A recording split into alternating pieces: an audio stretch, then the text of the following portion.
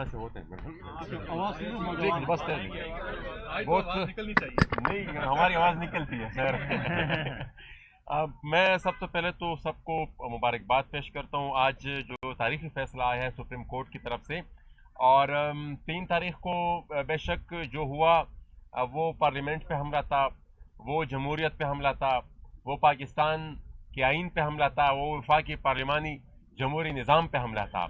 और आज supreme court ने जो फैसला, जो तारीखी फैसला दिया है, और उस रूलिंग को और जितने भी उनके इकदाम थे उनको नल एंड वाइड करार दिया गया है, उनको रद्द करार दिया गया। और साथ ही साथ जिस नैरेटिव की बुनियाद पर उन्होंने वो फैसला, वो रूलिंग दी थी, उस नैरेटिव को भी एक तरीके से सुप्रीम कोर्ट ने रद्द कर दिया है।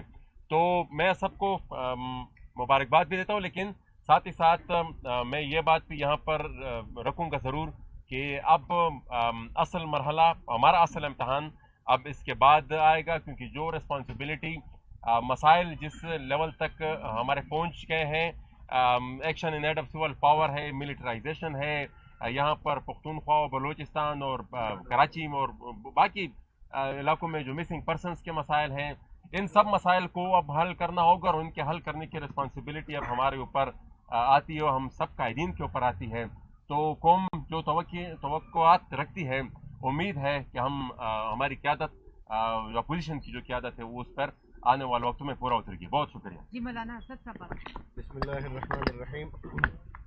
मैं सबसे पहले तो पूरी कौम को मुबारकबाद पेश करता हूँ कि आज सुप्रीम कोर्ट ने